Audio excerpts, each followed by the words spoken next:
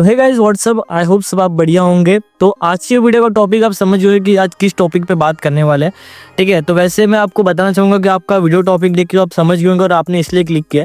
But मैं कुछ चीज़ें बताने वाला हूँ कि इस वीडियो में हम बात करने वाले हैं कि अगर आप सेकेंड हैंड गाड़ी परचेस कर रहे हो, कोई भी गाड़ी हो, नॉर्मल गाड़ी हो या स्कूटी हो या बाइक हो, तो आपको क्या क्या चीज़ें ध्यान रखना है। जैसे कि आपको मालूम है कि मैंने भी अपना बाइक सेकेंड हैंड परचेस किया था और मैंने बोला था कि इस टॉपिक पे वीडियो बनाने वाला हूँ। क्या चीज़ें ध्यान रखना है अगर कोई भी आप सेकेंड हैंड गाड़ी परचेस करते हो। ठीक है, तो गाइस ये रही अपनी RS200B। ठीक है, जैसे कि आपको मालूम है कि मैंने जो है बाइक परचेस किया, सेकेंड हैंड परचेस किया था। बट बहुत लोगों का सवाल ये चीज़ होता है कि भाई आपको जो सेकेंड हैंड में बाइक मिली है ना, बहुत बेस्ट बाइक मिली। क्योंकि हम जब भी बाइक परचेस करने जाते हैं तो हमको सेकेंड हैंड बाइक में कुछ प्रॉब्लम रहता है, हमको मालूम नहीं पड़ता है। क्योंकि ऊपर से तो अच्छी दिखती है, फिर अंदर से गाड़ी कैसा होता है हमको आइडिया नहीं होता है। और फिर जब गाड़ी चलाते हैं, लेने के बाद 1 महीने 2 महीने बाद 3 महीने बाद फिर गाड़ी में ये खर्चा वो खर्चा। तो आप मुझे एक बताइए कि क्या इसमें ध्यान रखना चाहिए। तो मैं इस टॉपिक को इसलिए बना रहा हूँ कि अगर आप लोग परचेस कर रहे हो तो आपको क्या क्या चीज़ें याद रखना है। सबसे पहले मैं आपको बता दूँ तो ये मैंने BS3 में RS200 मैंने जो परचेस किया था, तो क्या क्या चीज़ें याद रखना है। जैसे कि मैं आपको पॉइंट वाइज बताऊँगा। ठीक है, आपको पॉइंट वाइज बताऊँगा तो आपको आइडिया मिलेगा कि आपको सबसे पहली चीज़ें क्या क्या ध्यान रखना है गाड़ी में। बड़ी बात अगर बात करूँ तो आप टायर चेक करो कि जब भी आप, ये तो मेरे नया टायर बैठा है, बट अगर मैं देखा जाऊँ तो आपको बताओ तो सबसे पहले आप टायर चेक करो कि टायर कितना घिसा हुआ है। जैसे पीछे का, आगे का हो गया, फिर उसके बाद पीछे का हो गया, पीछे का कितना टायर घिसा हुआ है, उसके हिसाब से आपको आइडिया मिलेगा।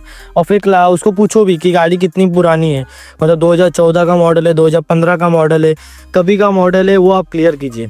ठीक है, फिर जैसे उसने बताया तो मैं आपको एक और चीज़ बताना चाहूँगा कि अगर आप गाड़ी ले भी रहे हो अब भी, मतलब 2025 में अगर आप सेकेंड हैंड गाड़ी ले भी रहे हो तो आप कोशिश करना BS4 और BS6 परचेस करने के लिए। BS3 परचेस मत करना, क्योंकि कैसा है BS3 का भी मतलब 2016 का, 17 का, 13 का, 14 का ऐसा एंडिंग ईयर रहेगा, तो आपको ज़्यादा साल यूज़ करने को मिलेगा नहीं। ठीक है, अभी मेरे गाड़ी का भी 31 तक है, तो मेरे गाड़ी में अभी यूज़ कर सकता हूँ। क्योंकि मैंने गाड़ी 2022 के आसपास, 2022 में मैंने लिया था गाड़ी RS200। तो मैं आपको उसके हिसाब से बोलूँगा कि आप भी उसके हिसाब से देखिए। और आज का लोकेशन आप देख सकते हो। हाँ, आज का लोकेशन ये है, हम इस लोकेशन पे वीडियो बना रहे।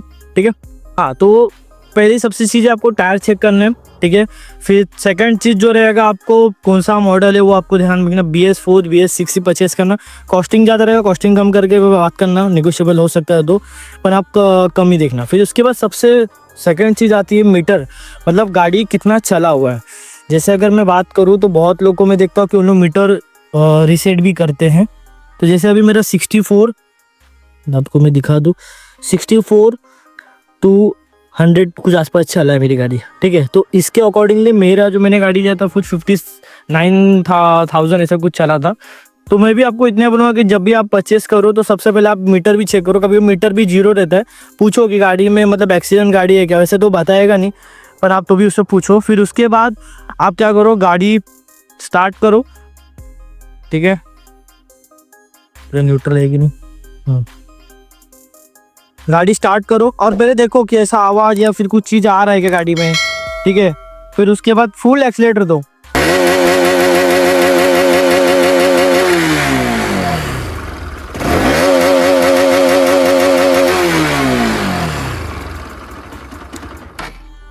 ठीक है, ऐसा फुल एक्सीलरेशन दो, कोई दिक्कत नहीं है। उसके सामने भी दोगे तो भी चलेगा, क्योंकि इससे आपको आइडिया मिलेगा कि अगर ज़्यादा एकदम ज़ोर से देते हो तो उसमें क्या होता है मालूम है गाइस, कि जैसे इंजन में कुछ भी प्रॉब्लम रहता है ना, तो उस टाइम पे धुआं निकलेगा या फिर अच्छे से रिस्पॉन्स नहीं करेगी।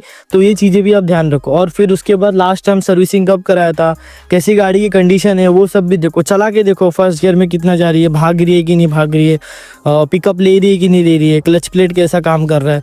तो ये सारी चीज़ें आपको ध्यान रखना है। फिर उसके बाद आपको बैठ के चौकअप्सर अगर मतलब ऊपर नीचे करना है, उस पर कूदना है, तो उसमें क्या होगा, आपको आइडिया मिलेगा कि चौकअप्सर कितना अच्छा है, इसका कैसा काम कर रहा है, ये सारी चीज़ें। फिर जैसे इंडिकेटर देख लो, इंडिकेटर कैसा है। फिर उसके बाद अगर और कुछ देखा जाए तो लाइट देख लो। ठीक है, मेन जो सबसे बड़ी बात है, अगर आप देखना चाहते हो गाड़ी कैसी कंडीशन में है, तो आप एक्सीलरेशन दोगे तो आपको आइडिया मिलेगा कि गाड़ी का कंडीशन कैसा है। फिर उसके बाद आप चौकअप्सर का देखो, चॉक ऑब्जर्वर कैसा है। जैसे कि चॉक ऑब्जर्वर अगर आप देख रहे हो कि पाइप बेंड नहीं है, पाइप अगर बेंड रहता है आपको थोड़ा सा रियलाइज़ हो रहा है कि पाइप बेंड है, तो वो भी आप ध्यान रखो। क्योंकि अगर मेजर टेप से भी आप करते हो तो भी चलेगा, मेजर टेप लेके आप सीधा देख सकते हो सीधा है या फिर टेढ़ा है, वो भी आप देख सकते हो, ठीक है। और फिर उसके बाद आपको अगर मैं और बात करूँ तो मेन चीज़ एक चौरा आता है कि अगर गाड़ी आप चलाते हो तो एक साइड अगर गाड़ी जा रही है, जैसे आप गाड़ी सीधा चला रहे हो और हैंडल छोड़ने के बाद स्पीड में गाड़ी एक साइड जा रही है, तो समझो कि गाड़ी का एक्सीडेंट हुआ है या फिर गाड़ी की इधर ठोकी एक साइड से, तो एक बार वो देख लो। फिर चेसी देखो, चेसी कितना नया है, चेसी कितना पुराना है। जैसे अगर मैं आरएस की बात करूँ तो देखो आरएस का चेसी आप देख सकते हो कहीं से सड़ा वड़ा नहीं है, ठीक है। तो ये आप देख सकते हो, मतलब बहुत ही अच्छा खास कंडीशन में मेरे को मिला था। इसके लिए मैं आपको बोल रहा हूँ कि आप सबसे पहले चेसी भी देखना।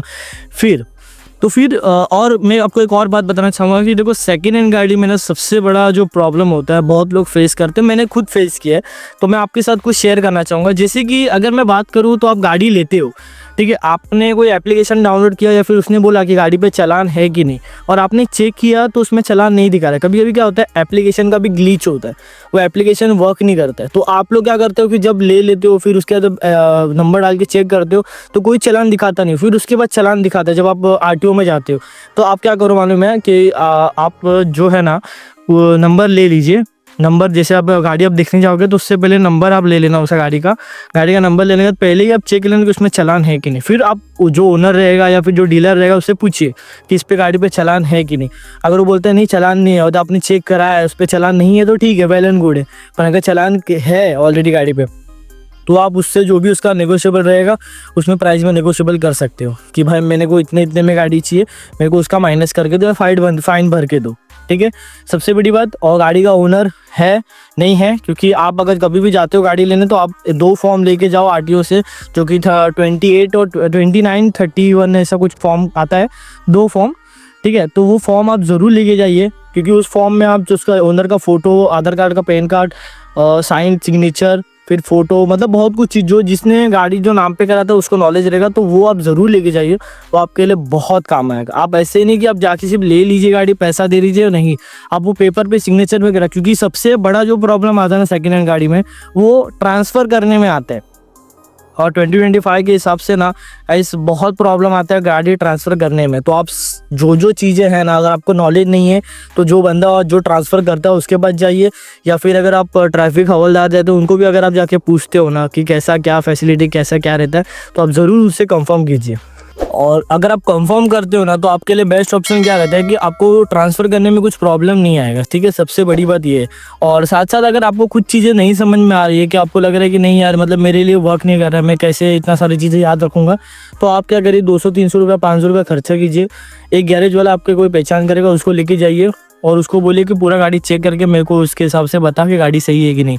तो आप ये भी आइडिया यूज़ कर सकते हो, ठीक है। तो मेन कुछ चीज़ें आपको बस ध्यान रखना है गाड़ी परचेस करते समय। तो बस यही चीज़ है कि देखो गाड़ी लेते समय आपको क्या क्या चीज़ें पॉइंट मैं आपको बताया, जो इतने पॉइंट से इतने पॉइंट से आते हैं। क्योंकि देखो गाड़ी के अगर तो भी आपका नसीब अच्छा रहेगा तो आपको अच्छा मिल जाएगा, पर अगर आपका तो भी ऐसा रहेगा नसीब ख़राब है तो गाड़ी आपने कितना भी चेक किया रहेगा, गाड़ी बाद में प्रॉब्लम दे रही है तो फिर वो छोड़ दीजिए, कोई दिक्कत नहीं, उसका कोई सोल्यूशन नहीं है। बस इतना है कि मैं आपको इतना ही बोलूँगा कि आप उस पर ध्यान दीजिए, जो चीज़ें मैंने बताई है वो भी चीज़ें वर्क करती हैं, तो उसके हिसाब से अगर आप देखोगे तो आपको अच्छा खासा गाड़ी देखने को मिल सकता है, ठीक है। बट कुछ चीज़ें जो मैंने बताई उसको ज़रूर ध्यान में रखना और उसके हिसाब से फॉलो करना। तो गाइस आई होप कि आपको समझ में आया होगा जो मैंने चीज़ें बताई है। तो ठीक है, आप इतना मतलब स्ट्रेस मत लेना, मतलब कि मैं गाड़ी लेने जा रहा हूँ तो मुझे क्या क्या प्रॉब्लम देखने को, ऐसा कुछ नहीं है। देखो ज़्यादा करके डीलर जो रहते हैं वो अच्छी खासी गाड़ी सेल करते हैं, क्योंकि उनका अपना नाम ख़राब नहीं होता है।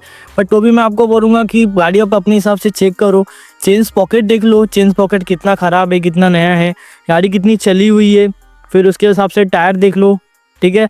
तो ये सारी चीज़ें फिर चलाने के हिसाब से देखो कि चलाने के हिसाब से कैसे क्या हो रहा है। अगर आपको आइडिया नहीं है कि कैसे चलाना है और चलाने के बाद गाड़ी अच्छी है कि नहीं अच्छी कैसे मालूम पड़ेगा, तो आपको अगर नहीं समझ में आ रहा है तो आप अपने फ्रेंड को ले लीजिए या फिर किसी को ले लीजिए जिसको नॉलेज है गाड़ी के बारे में, वो आपको अच्छा खासा गाड़ी दिला सकते हैं। और पेपर वर्क ज़रूर देखना कि ओनर के पास पूरा पेपर है कि नहीं है। अगर पेपर नहीं है तो प्लीज़ आप गाड़ी मत परचेस करिए, आपका वो लॉस हो जाएगा, ठीक है, क्योंकि चोरी गाड़ी भी रहती है तो वो आपको दिक्कत देखने को मिलेगा। तो ये सारी चीज़ें आप ज़रूर याद रखिए और आपके लिए काम आएगा। बट ठीक है, कोई दिक्कत नहीं है। बस ये वीडियो यहीं ऐड करता हूँ एंड आई होप कि आपको कुछ नॉलेज मिला होगा इस वीडियो से। और बाकी मिलते हैं नेक्स्ट वीडियो में, और ऐसे और वीडियो के लिए आप फॉलो कीजिए शर्मा ऋतिक को। बाकी मिलते हैं नेक्स्ट वीडियो में, तब तक bye, take care, love you all.